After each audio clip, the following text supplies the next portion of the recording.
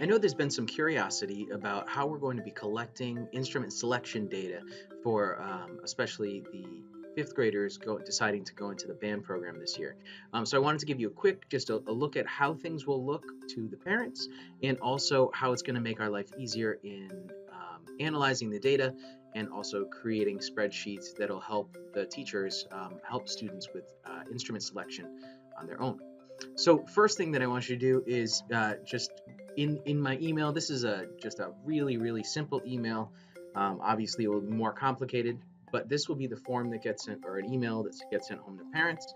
And we can either have the link look like this that parents can click on, or we can have it look like this. Um, very simply. That won't be something you'll have to do, but something that can be easily set up. When parents click on the link, what they'll do is they will get a form that shows up just like this one.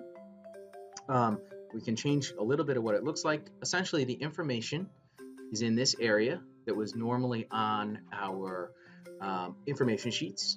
Also, information about the classes, it's all here. As parents scroll down, what they do is they get to choose the school first. So we'll say that I'm going to Jennings, child's first name, child's last name. Now, this gives them the option of whether they want to continue in band, whether they want to, continue with orchestra, start a band instrument, or doesn't want to participate in music at all. If they continue with orchestra going from fourth to fifth grade, then the form is over and all the parent has to do is click submit. But if they choose to start a band instrument, they choose start a band instrument, click next. It directs them to this page where they have to choose 3 different instruments. In the past, sometimes students have only made one instrument choices instead, and it's kind of not lined up with what the teachers needed to make a balanced ensemble. So I'll choose my 3 instruments that I'd like to play. This doesn't guarantee the students any of the instruments, but it just says that these are the choices, just as if they had written them on the sheet.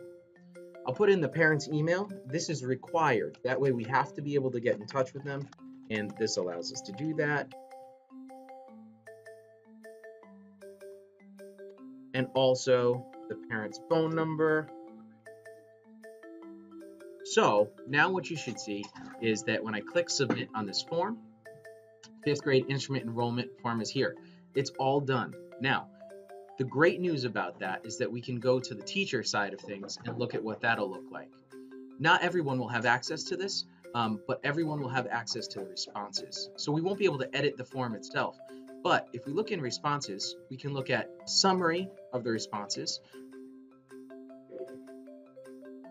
or we can export it to a spreadsheet.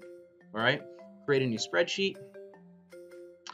And this spreadsheet gives us columns with the students, their name, their school. It talks about what band instrument they'd like to start, so it's easily sortable, and it also includes the parents' contact information with phone numbers. This should really simplify the whole process. We can sort it by any of these columns to make it easy and manageable.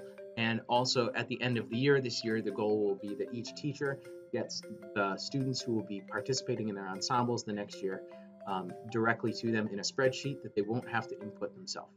I hope you understand the video. If you have any questions, feel free to contact me. Good luck.